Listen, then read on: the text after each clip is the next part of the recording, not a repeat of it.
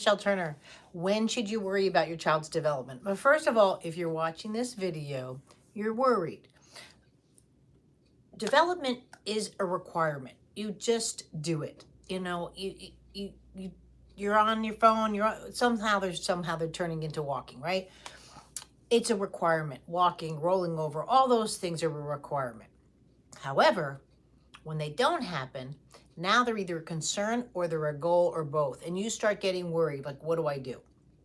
So in most cases, you're here on YouTube looking, what's a good sign of rolling over? What's a good sign of coming to sitting? What's a good sign? What are the milestones? Listen, you have a right to be involved with your child's milestones. We have all the tools, a free newborn movement assessment. Now I get it. You're going to say, my baby's not a newborn anymore. You can do a newborn movement assessment on a 65-year-old. It doesn't matter. You're looking to see if they're ready to move. Ask yourself this. Anybody who tells you not to worry or be concerned about your child's development or don't worry about it, whatever's, or my kid did that, or did they evaluate your child?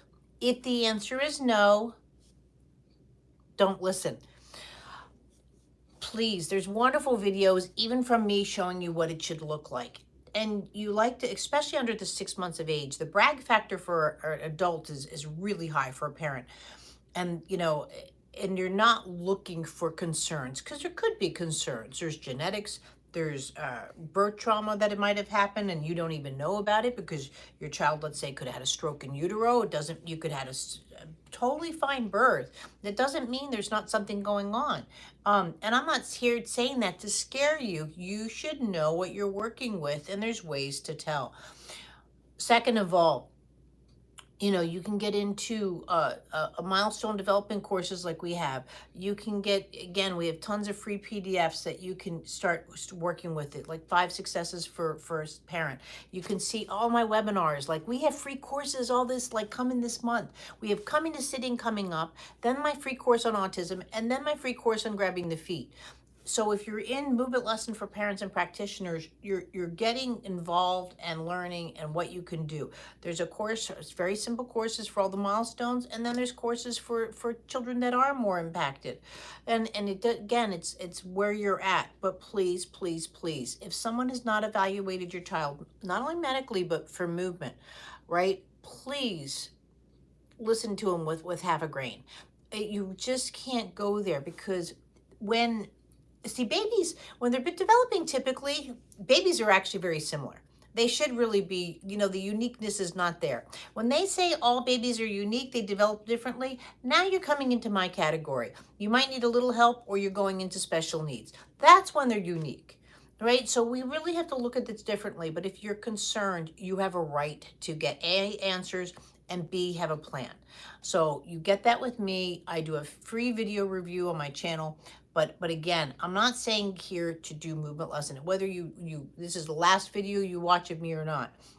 By the way, I have the largest library of working with the human body online, bar none to anybody. That being said, you listen, like I said, when you're there, even when you're going to a pediatrician, if they have not evaluated your child, ask to be evaluated.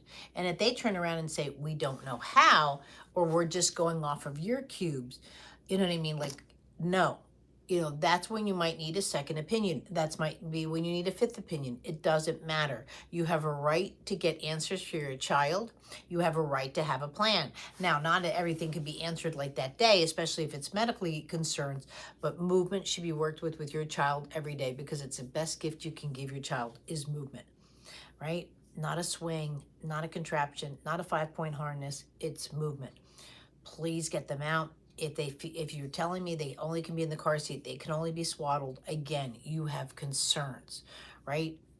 Babies aren't meant to have equipment on them. They're meant to just have a little blanket in the floor, and their mommy and their daddy and their spouse, and all, I mean, not their spouse, but your spouse, your partner, and all of that, and caregivers, people around them that are there to make sure their lives are amazing. But really, if you have concerns, you should be proactive with it. 1/3 of our kids are in services of some sort. I don't want your child to be one of them. But most of all, the reason I do all of this, because I went through it. I didn't have the plan. I didn't have the concerns, or I did have the concerns then, and then I wasn't getting the answers. I went from his goal was to walk, which he already walked, so I figured no big deal because my son regressed horribly because he got sick. And then all of a sudden he was never going to walk again, when he surpassed his timeline. And those kind of things are, again, have to stop. And I should have been more proactive, but I didn't have all of this. You do. You have all the tools in front of you. And if you don't know where to look, just ask, because I have them all because I didn't have them when I was going through it. All this is for you, not for me. But I'm here to help your child. I'm here to guide you, because if I don't keep you successful, then your child's not going to be successful as it is. And that's what we need to do to be better parents. Thanks.